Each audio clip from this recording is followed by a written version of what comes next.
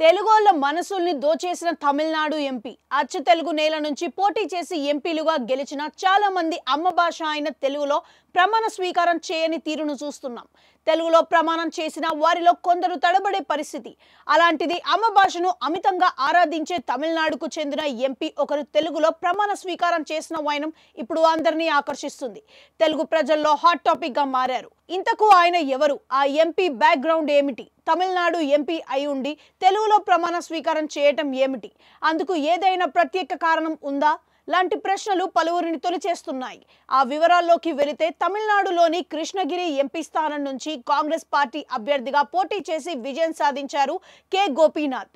మంగళవారం జరిగిన ఎంపీ ప్రమాణ స్వీకారంలో భాగంగా స్పీకర్ పోడియం వద్దకు వెళ్లిన ఆయన సభకు నమస్కారం అంటూ తెలుగులో ప్రమాణాన్ని మొదలుపెట్టారు. చూస్తుండగానే తన ప్రమాణ స్వీకారం మొత్తాన్ని తెలుగులోనే పూర్తి చేయడంతో తెలుగు ఎంపీలంతా ఆశ్చర్యపోయిన పరిస్థితి. ఒక్కసారిగా ఆయన ఎవరన్న విషయాన్ని తెలుసుకునే ప్రయత్నం చేశారు పలువురు తెలుగు ఎంపీలు.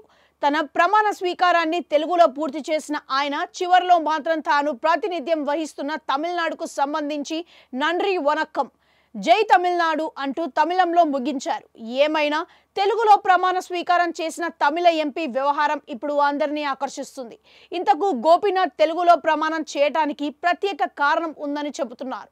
ఆయన అమ్మ భాష తెలుగే, అర్థం కాలేదా? ఆయన తమిళనాడులో స్థిరపడిన తెలుగువాడు.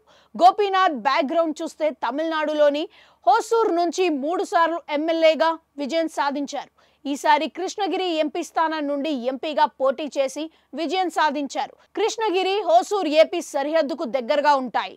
ఆ మాటకు వస్తే తెలుగు రాష్ట్రాల్లో మాదిరి హోసూర్లో తెలుగు పేపర్లు కూడా ఉదయాన్నే చాలా షాపుల్లో అమ్ముతూ కనిపిస్తూ ఉంటుంది. ఏమైనా ఉన్నత స్థానానికి చేరుకున్న తర్వాత కూడా అమ్మ భాషను మర్చిపోని గోపీనాథ్ చాలా మంది తెలుగు ఎంపీలకు కొత్త స్ఫూర్తిగా నిలుస్తారనటంలో ఎలాంటి సందేహం లేదు.